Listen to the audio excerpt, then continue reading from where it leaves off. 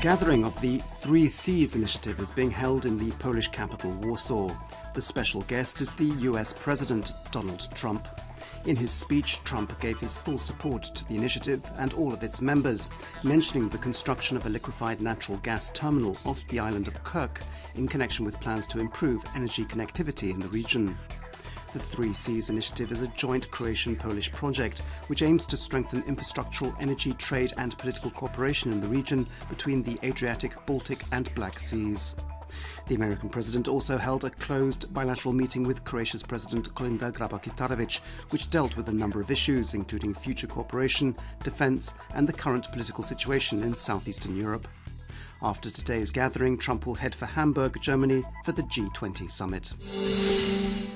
At today's cabinet session, Prime Minister Andrej Plenković said that Croatia had secured very good conditions for its 3 billion kuna bond issue, which has a 3.25% interest rate and a yield of 3.3%.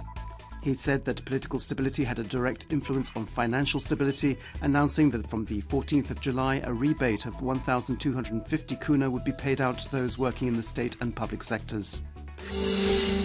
Before today's cabinet session, Education, Science and Sports Minister Blaženka Divjak told the press that she didn't know who was the author of the draft action plan for the implementation of the education strategy, in which certain clauses concerning the welfare of vulnerable groups such as Roma children had been removed. She also said that she hadn't investigated why the whole procedure of drawing up the plan had been delayed, as this wasn't her job. The final draft action plan for the implementation of the education strategy should be presented by the 8th of September. Last night, €300 million of the €480 million loan granted to Agricor was placed in the Food Consortium's bank account. The government-appointed restructuring executive Ante Ramljak has said that Agricor's smaller suppliers will receive their debt repayments in the next few weeks. After his 3-hour meeting yesterday with suppliers, bankers and the owners of Agricor's bonds, Ramljak was optimistic, stating that there was no longer any danger of Agricor entering bankruptcy and that now the company had the funds to restructure and remain profitable. Last week's arbitration ruling on Croatia and Slovenia's border dispute has divided opinion in Slovenia.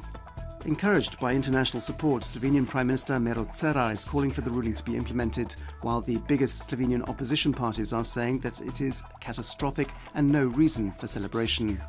Meanwhile, Slovenia's President Borut Pahor has said that now the most demanding problem is how to ensure that the Croatian government implements the ruling, emphasising the importance of maintaining peace and stability.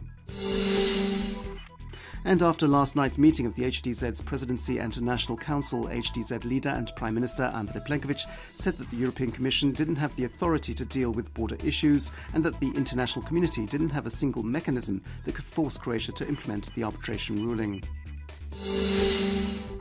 Sport, and in tennis, Marin Cilic has reached the 3rd round of the Wimbledon Grand Slam tournament after defeating the German Florian Mayer 7-6, 6-4, 7-5 yesterday. His next opponent on Friday is the American Steve Johnson. In the women's draw, Croatia's Ana Konjuh is also in the 3rd round after her victory against the Romanian Irina Camelia Begu yesterday.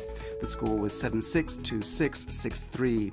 She will play Dominika Cibulkova of Slovakia on Friday. Croatian Donna Vekic was narrowly beaten in the 2nd round yesterday by Joanna Konta of the UK, while this afternoon Petra Martic faces the Czech Denisa Alertova, also in the 2nd round. This afternoon's forecast calls for sunny weather and clear skies in Dalmatia. In western inland regions, a moderate to strong cloud development is expected, and there could be the odd rain shower and thunderstorm in places, mainly in Gorski Kotar and the Istrian interior. There'll be light to moderate southwesterly, westerly and northwesterly winds on the coast. Highest daily temperatures will be between 28 and 33 degrees Celsius. Over the next few days, it'll become still warmer inland, with temperatures expected to reach around 35 degrees Celsius on Friday. It'll be sunny, although rain showers and thunderstorms are possible up until Friday, especially during the afternoons. On the coast, the rest of the week will be mostly sunny, with the heat wave reaching its peak over the weekend. Nights will become uncomfortably warm. There'll be a light to moderate westerly and northwesterly wind during the afternoons.